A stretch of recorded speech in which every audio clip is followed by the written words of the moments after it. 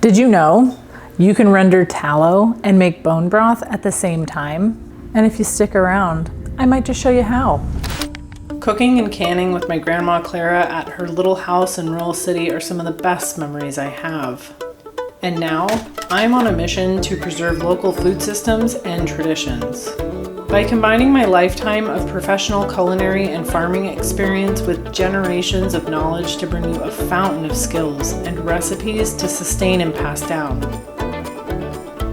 We're getting to the very bottom of food from the ground up, so I hope you'll join us. Making bone broth and tallow at the same time is a super simple process. You can make it in small batches or large batches, and all you need is 2 ingredients besides water to make this happen. So I have some gorgeous bones from Mama's Garden here in Whatcom County. These are cut knuckle bones, which are some of my favorite for making bone broth because they have tons of connective tissue all around the joint here. And then I have some gorgeous raw beef fat from Fair Cows Path Farm, also here in Whatcom County. These cows are grass-fed, pasture-raised, and very well taken care of, so they will make an excellent product here. To start, we're just going to get these bones into a colander and give them a good rinse. They use band saws to cut knuckle bones, and sometimes there can be a little bit of bone dust left over, which honestly is not the worst thing in the world. That will provide nutrients to your stock, but I'm just gonna give them a little wash. Now, those are all prepped, so next up we have this gorgeous pile of grass-fed, pasture-raised beef fat, and we are just going to dice it up a little bit. Oftentimes, if you do buy beef in shares, you can get your farmers to sell you bulk chunks of fat. You might want to reach out to them in advance as much as possible, but chances are they'll have it and you need to buy it in batches. So this keeps really well in the freezer, or you can render large batches at a time. And sometimes, especially if it's caul fat, there can be little potential blood vessels or tiny shards of organ where these fats were in the body of the animal. If you do come across those, just nip them out. This is about 2 pounds of fat and 2 pounds of bones per a 6-quart Instant Pot. You can for sure scale this recipe up really easily. You can use a large stovetop pressure cooker that has more like a 20-quart capacity. You can use an 8-quart capacity. But I would say per gallon to 2 gallons of water, you want to have about 2 pounds of bones and about 2 pounds of fat. However, this small batch is really great for those of you who do not have tons of extra freezer or fridge space and want to be able to process things like this, but not spend an entire day or half a day doing it.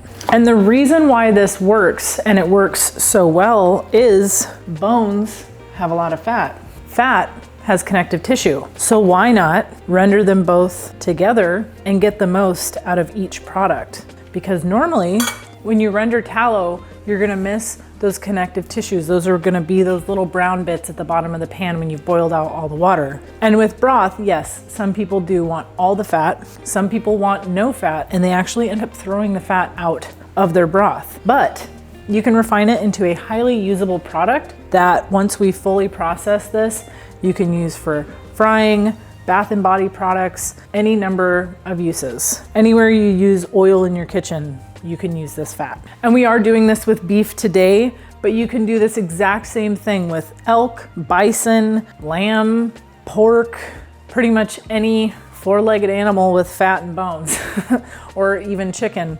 It would take you quite a bit more chickens to get enough fat to really render in the broth, but if you are like say home processing chickens, or you know someone who raises and processes chickens and they have a lot of extra chicken fat, you can certainly do this with chicken. And no matter what animal you're using for this process, it's exactly the same. So we're just gonna go ahead and get our bones on this sheet tray. Both packs were about a scant 2 pounds. So I'm just gonna go ahead and roast them all and see what fits in my pot. But you do wanna make sure you leave enough space for water because you do wanna produce broth in this process. So we're gonna pop these in an oven that has been preheated to 400 degrees for at least 25 minutes to get a nice brown roasty color. And while we do that, the fat can just hang out. All right, our bones are nicely browned, so we're ready to get them in the pot with the fat. So these are probably one more bone than I actually want to put in this pot. I want to keep it around 2 pounds. So I'm gonna definitely use these two because they're just basically swimming in connective tissue. And then one of these. This one looks good to me. It's got a lot of tendies going on there. I've said this a few times, and whenever I work with bones and soup or broth, I will continue to say this. There is a misconception that marrow bones are good for soup. And yes, they are, but marrow bones mostly have fat, not connective tissue. Most marrow bones you see are completely cleaned of all their tendons, so they will lend, yes, a great nutritive property, delicious fat, to a stock or broth or soup, but they really don't have anything that's gonna produce the gel that you're looking for when you're making a bone broth. So I go with knuckles more often, but in this case, because we're rendering fat and making bone broth, a couple of those wouldn't be bad either. Now we're just going to layer in some fat. The amount we'd cut up is also a little bit over 2 pounds, so I am sure that we will have a bit extra, but that's all right. We can save this in the freezer in one Ziploc bag as a super mini batch for later. I could throw it in a pot today if I wanted, whatever you want to do. So on the bottom, we have the bones. I want the bones on the bottom because I want them to be in the water making the broth. The fat on the top so that they can render, and the connective tissue from them drops in the water, and the fat from the bones rises to the fat on top. It's a very symbiotic little thing going on in here. And now I'm just going to fill this with water to the max line in this Instant Pot. Do not overfill this, because when you go to set it on the pressure settings, hot water and fat will start spurting out of the top. You can find larger Instant Pots, but their max capacity is 8 quarts. So it is excellent for smaller batches at home, but if you really want to get serious about making larger batches, I suggest getting a stovetop pressure cooker. I'm going to pop the top on. We are going to set it to pressure cook, and I'm going to set that up to 4 hours. And then you hit start, and that's it. I have it on the keep warm setting so that when this is done, if I'm not around, it'll just shut off and keep it at a food safe temperature until I get back and I can process it. So I think the Instant Pot is great for people who are busy, who want to make smaller batches, need more time, wiggle room. And stovetop pressure cookers are excellent for large batches, but you absolutely cannot walk away from a stovetop pressure cooker because it's over live heat. And you personally have to turn that down when it's time. So anyways, we're just gonna let this go ahead and do its thing. All right, it's been 4 hours, and all we need to do is strain our broth and fat. I'm using a very fine mesh metal strainer. You can use some cheesecloth if you like, if you really want to get every single bit of everything out. I personally don't mind a little bit of bone dust in my broth, but this filter will get most everything out. And to minimize splashback, I like to use the spider to get the big chunks into the strainer first and allow them to drain for a bit. And then I'm gonna go ahead and remove these and then pour the broth through the strainer.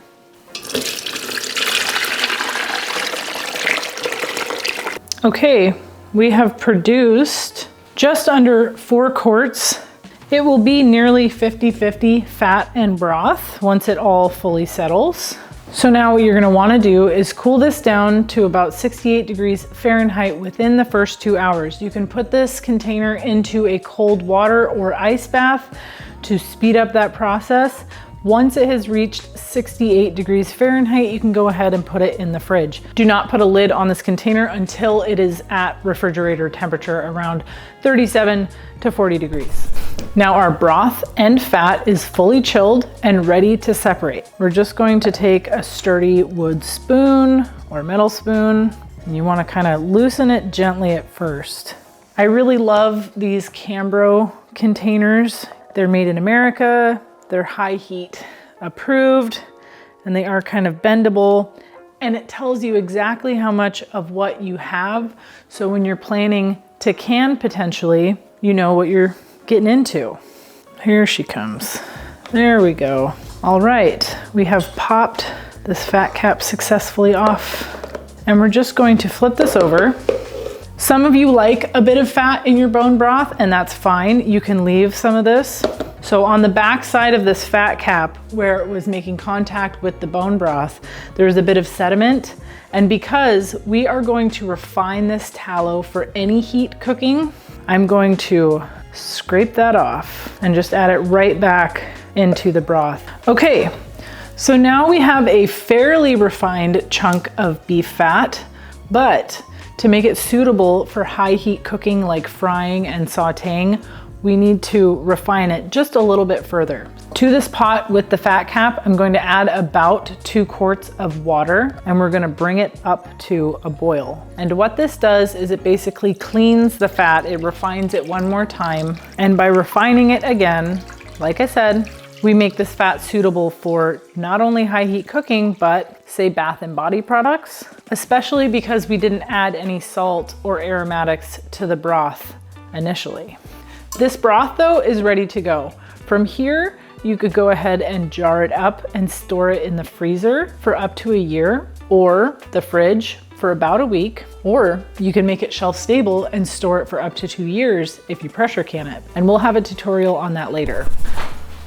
So now the fat has boiled in the water for about 5 minutes. And what this does is it kind of cleans the flavor of beef out of the fat as much as possible. So we're gonna pour this back into a container, and same deal. We need to let this sit until it is about 68 degrees Fahrenheit. And once it is, we can refrigerate it. You can put it in an ice bath if you have one. If not, it can stay out on the counter until it is correct temperature. If you're using this tallow to make something like a bath and body product, you might want to repeat this step a few times. The more you do this, the more clean the tallow flavor is. But for me, once is enough. Okay, so our beef fat has chilled completely. It's at a slant because I did end up putting this in an ice bath. And we're gonna do the exact same thing where we peel this off the top of the water and just quickly check the back. See that little bit of sediment there? I'm just going to kind of gently scrape that off. And now we need to get any remaining water out of this fat. And you can do it on the stovetop over low heat and covered, which you want the cover to have a vent hole if possible.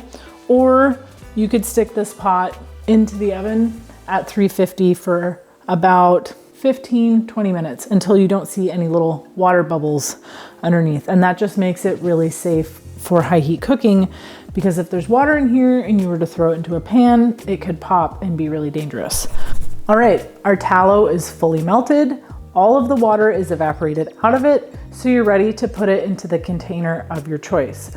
I recommend a jar, and you can either store this in the freezer for a year or more, the fridge for up to a month, or you can learn to pressure can it and make it shelf stable for years to come. By rendering your tallow and making your bone broth simultaneously, you get the best of both products. You save yourself a little bit of time, and this can be made in small or large batches. I hope you enjoyed this video, and if you want to learn how to make these products shelf stable, check out our video on that. And while you're at it, the rest of our channel. Like and subscribe!